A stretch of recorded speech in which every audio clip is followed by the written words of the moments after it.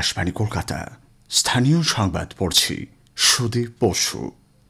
প্রথমে বিশেষ বিশেষ খবর। রাজ্যে এসআইআর প্রক্রিয়ায় ইনুমারেশন ফর্ম ডিজিটাইজ করার কাজে চুক্তিভিত্তিক কর্মীদের ব্যবহার করা যাবে না বলে নির্বাচন কমিশন স্পষ্ট জানিয়েছে। এসআইআর কাজে নিযুক্ত বিএলওদের সর্বতোভাবে সাহায্য করার জন্য বিভিন্ন দপ্তরের প্রশাসনের সর্বস্তরের আধিকারিকদের নির্দেশ দিয়েছে রাজ্য সরকার।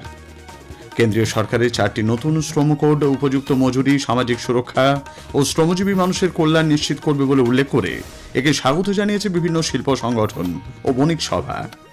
রাজ্যের শিল্প তালুকগুলিতে দূষণ রোধে রিয়েল টাইম পরিবেশ পর্যবেক্ষণ ব্যবস্থা চালু হচ্ছে।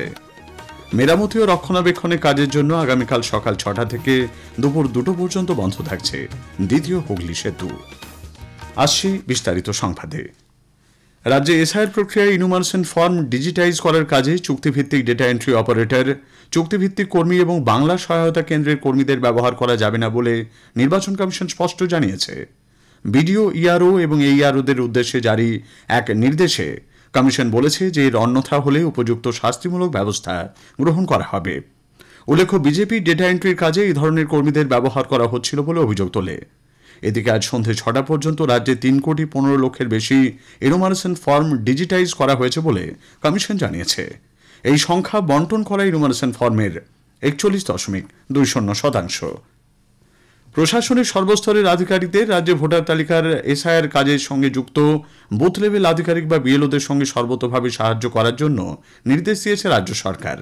নবান্ন থেকে আজ সব জেলা শাসকদের সঙ্গে প্রশাসনিক বৈঠকে রাজ্যের মুখ্য সচিব মনোজ পান্ত এই মর্মে নির্দেশ দেন। এসআইআর কাজে বুথ লেভেল আধিকারিকদের সহায়তার জন্য বিভিন্ন দপ্তরের আধিকারিকদের নির্দেশ দিয়েছে নির্বাচন কমিশন। সেই পরিপ্রেক্ষিতে মুখ্য সচিবের এদিনের নির্দেশ তাৎপর্যপূর্ণ বলে মনে করা হচ্ছে। একই সঙ্গে এসআইআর কাজের জন্য সরকারি উন্নয়নমূলক প্রকল্পগুলির গতি যাতে কোনোভাবেই থমকে না যায় তা নিশ্চিত করতেও মুখ্য সচিব নির্দেশ দিয়েছেন।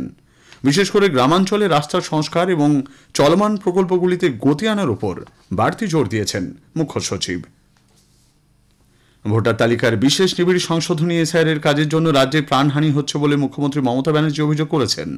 আজ সামাজিক মাধ্যমে এক পোস্টে নদিয়ার কৃষ্ণনগরের চাপড়া বিধানসভা কেন্দ্রের 201 নম্বরের দায়িত্বপ্রাপ্ত বুথ লেভেল আধিকারিকের মৃত্যুর ঘটনায় উদ্বেগ প্রকাশ করেছেন তিনি। এদিকে শাসক দল তৃণমূল কংগ্রেস এসআইআর প্রক্রিয়া চাপে মৃত্যুর অভিযোগ তুলে ফের নির্বাচন কমিশনের দ্বারস্থ হয়েছে। রাজ্যের মন্ত্রী চন্দ্রিমা ভট্টাচার্য, অরূপ বিশ্বাস, সাংসদ পার্থ ভৌমিক প্রমুখ আজ রাজ্যের মুখ্য নির্বাচনী আধিকারিক মনোজ কুমার আগরওয়ালের সঙ্গে সাক্ষাৎ করেন। তাদের দাবি, কমিশনের তৈরি পোর্টাল ত্রুটিপূর্ণ এবং বারবার কাজ বন্ধ করে দেওয়ায় সাধারণ মানুষ ও বুথ লেভেল কর্মীদের চরম বিভ্রান্তির মধ্যে পড়তে হচ্ছে। নদিয়া জেলার এক বিএলওর মৃত্যুর জন্য ক্ষোভ প্রকাশ করে নির্বাচন কমিশনকে উপযুক্ত পদক্ষেপ নেবার দাবি জানিয়েছে বিভিন্ন শিক্ষক সংগঠন। মাধ্যমিক শিক্ষক ও শিক্ষাকর্মী সমিতির সাধারণ সম্পাদক নীলকান্ত ঘোষ এই ঘটনায় গভীর শোক প্রকাশ করে বলেছেন, উপযুক্ত প্রশিক্ষণের ব্যবস্থা না করে এবং আলাদা কর্মচারী নিয়োগ না করে যেভাবে শিক্ষাকর্মীদের ওপর কাজের চাপ দেওয়া হচ্ছে তার ফলে এই চরম পরিণতি। শিক্ষানুরাগী ঐক্যমঞ্চের সাধারণ সম্পাদক কিঙ্কর অধিকারী মৃত বিএলওর পরিবারকে 1 কোটি টাকা ক্ষতিপূরণ ও পরিবারের একজনকে চাকরি দেওয়ার দাবি জানিয়েছেন। ভোটকর্মী ও বিএলও ঐক্যমঞ্চের সাধারণ সম্পাদক স্বপন মণ্ডল বলেন, রাজ্যের সব পার্শ্ব শিক্ষকরাই মানসিক অবসাদে ভুগছেন। এর জন্য তিনি মুখ্যমন্ত্রীকে দায়ী করেছেন। তৃণমূল কংগ্রেস সরকার রাজ্যের বর্তমান দুর্দশার জন্য দায়ী বলে বিরোধী দলনেতা শুভেন্দু অধিকারী আজ অভিযোগ করেছেন। মুর্শিদাবাদের বড়েয়ায় এক দলীয় জনসভায় শুভেন্দুবাবু বলেন, এ রাজ্যে অবাধে কয়লা বালি লুট করা হচ্ছে। ব্লক সভাপতি, পুলিশ, বিএলআরও মিলে বালি লুট চলছে। সরকারের ঘরে রাজস্ব যায় না। কোন নদীর অস্তিত্ব আছে? 1,20,000 টাকার ঘর, 2,000 টাকার বালি, 10,000 টাকা কিনতে হচ্ছে কার জন্য? কোন লোকের ঘর তৈরি করতে পারছে না এই টাকাতে। কেন্দ্রীয় সরকার 4টি নতুন শ্রম কোড গতকাল থেকে কার্যকর করার কথা ঘোষণা করেছে। বর্ষপ্রাচীন পুরনো শ্রম আইনের সরলীকরণ এবং সংস্কার সাধনই এর লক্ষ্য। নতুন শ্রম কোড উপযুক্ত মজুরি, নিরাপত্তা, সামাজিক সুরক্ষা এবং দেশের শ্রমজীবী মানুষের কল্যাণ নিশ্চিত করবে বলে সরকার জানিয়েছে। বিভিন্ন শিল্প সংগঠন ও বণিক সভা নতুন 4টি শ্রমবিধিকে স্বাগত জানিয়েছে। সামাজিক সুরক্ষা বৃদ্ধির পাশাপাশি কর্মসংস্থানের সুযোগ সৃষ্টির লক্ষ্যে এই সিদ্ধান্ত এক মাইল ফলক বলে উল্লেখ করা হয়েছে।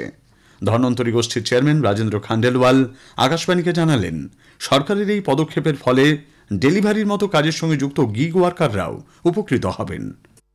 আজকে মাননীয় প্রধানমন্ত্রী আর ভারত সরকার লেবার কোড নিয়ে এসছেন, যেখানে ওরা বলছে যে আপনি 1 বছরের কাজ করুক বা 1 মাসই কাজ করুক, ওদেরকে আপনাকে রেজিস্টার্ড করে ওদের গ্র্যাচুইটি দেওয়ার ব্যাপার রয়েছে, ওদের অ্যাপয়েন্টমেন্ট দেওয়ার, ওদের একটা সোশ্যাল সিকিউরিটি দেওয়ার ব্যাপার রয়েছে। এটা অনেকদিন ধরেই কথাবার্তা চলছিল, এটা কিন্তু স্বাগত যোগ্য। সবচেয়ে বড় যে আনন্দের বিষয় যে ঘরে ঘরে এখন ইয়াং ছেলে মেয়েরা গিগ ওয়ার্কার যারা আছেন তারা কোনো কিছুই কভারেজ পেত না, ওরা একদম প্রাণ হাতে নিয়ে ছোটাছুটি করছে রাস্তাঘাটের উপরে, তাদের নিয়ে একটা কভারেজ দেওয়া হয়েছে। শ্রম কোড চালুর বিরোধিতা করেছে 10টি শ্রমিক সংগঠন। কেন্দ্রীয় সরকার দেশের গণতান্ত্রিক রীতিকে মান্যতা দিচ্ছে না বলে তাদের অভিযোগ। আগামী 26শে নভেম্বর এর প্রতিবাদে দেশ জুড়ে বিক্ষোভের ডাক দিয়েছে তারা। মুর্শিদাবাদের ভরতপুরে তৃণমূল কংগ্রেস বিধায়ক হুমায়ুন কবির মুর্শিদাবাদে বাবরি মসজিদ নির্মাণের যে কথা প্রকাশ্যে বলেছেন, বিশ্ব হিন্দু পরিষদ তার কঠোর নিন্দা করেছে। পরিষদের কলকাতা ক্ষেত্রের সম্পাদক অমিয় সরকার আজ বলেন, বাবরের নামে কোনো ধর্মীয় নির্মাণের প্রচেষ্টা অগ্রহণযোগ্য। পশ্চিমবঙ্গের রাজ্যপাল হিসেবে আগামীকাল 23শে নভেম্বর 3য় বর্ষ পূর্ণ করছেন ডক্টর সিভি আনন্দ বোস। তার আগে ব্যক্তিগত জীবন থেকে প্রশাসনিক চ্যালেঞ্জ, রাজ্যের রাজনৈতিক ভবিষ্যৎ থেকে ভোট হিংসা, নানা বিষয়ে আকাশবাণীকে দেওয়া একান্ত সাক্ষাৎকারে অকপট রাজ্যপাল। সাক্ষাৎকার নিয়েছেন সন্দীপন দাশগুপ্ত এবং অভিরূপ ভট্টাচার্য। পূর্ণাঙ্গ সাক্ষাৎকারটি শুনুন আগামীকাল রবিবার রাত 8টায় আকাশবাণী সঞ্চয়িতা এবং 100.1 FM গোল্ড প্রচার তরঙ্গে। আকাশবাণী কলকাতার সোশ্যাল মিডিয়ার সবকটি প্ল্যাটফর্মে শোনা যাবে এই অনুষ্ঠান। আকাশবাণী কলকাতা 10টি জেলার জন্য চুক্তির ভিত্তিতে আংশিক সময়ে সাংবাদিক নিয়োগ করবে।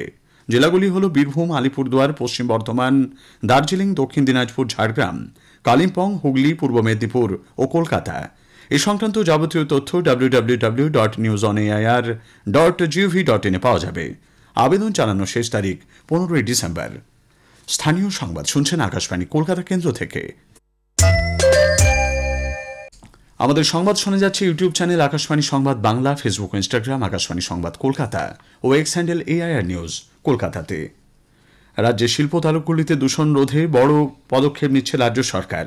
প্রথমবার রিয়েল টাইম পরিবেশ পর্যবেক্ষণ এবং দূষণ নিয়ন্ত্রণ ব্যবস্থা বসানো হচ্ছে। প্রকল্পটি সম্পূর্ণ হলে পার্কগুলির ভেতরে বাতাসের মান ও শব্দ দূষণ সম্পর্কে মুহূর্তের মধ্যে তথ্য পাওয়া যাবে। এবার ইফির খবর।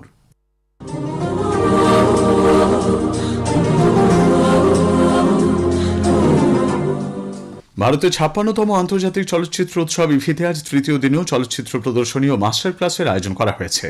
ফিল্ম বাজারেও অংশ নিচ্ছেন সিনেমা উৎসাহীরা। একটি প্রতিবেদন। গোয়া আন্তর্জাতিক চলচ্চিত্র উৎসবের অন্যতম আকর্ষণ হল ফিল্ম বাজার, যা এবছর থেকে ওয়েবস ফিল্ম বাজার নামে পরিচিত হয়েছে।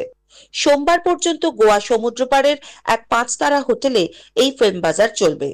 সত্যজিৎ রায় ফিল্ম ইনস্টিটিউটের পড়ুয়া সাহিল ইংলা, যার তৈরি বাংলা ভাষার ছবি এই দল মেড আপ অফ ক্লে ইতোমধ্যে কান চলচ্চিত্র উৎসবে জায়গা করে নিয়েছে, তিনি এবার যোগ দিয়েছেন ফিল্ম বাজারে। সেখান থেকেই তিনি জানালেন এই ফিল্ম বাজার কি করে নতুন যারা সিনেমা বানাতে চায় তাদের সাহায্য করতে পারে।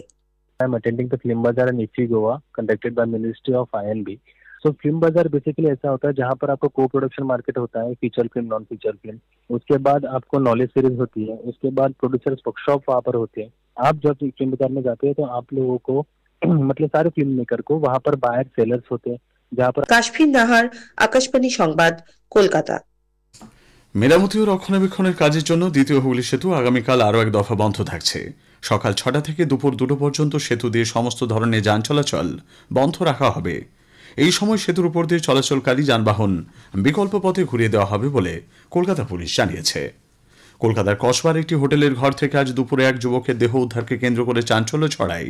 দুবরাজপুরের বাসিন্দা, পেশায় চার্টার্ড অ্যাকাউন্টেন্ট আদর্শ লোসালকা নামে ওই যুবক বীরভূমের বাসিন্দা। গতকাল রাত 9টা নাগাদ 3 জন হোটেলের একটি ঘরে ওঠে। তার সঙ্গে ছিল এক মহিলা ও এক পুরুষ সঙ্গী। মধ্যরাতে ওই তরুণী এবং ওই যুবক হোটেল থেকে বেরিয়ে যায়। আজ সকালে আদর্শের দেহ উদ্ধার হয়। ICAR central inland fisheries research institute এবং কুলতলি মিলন তীর্থ সোসাইটির উদ্যোগে সুন্দরবনের কুলতলিতে অনুষ্ঠিত হল মহিলা মৎস্যজীবী সম্মেলন 3.0।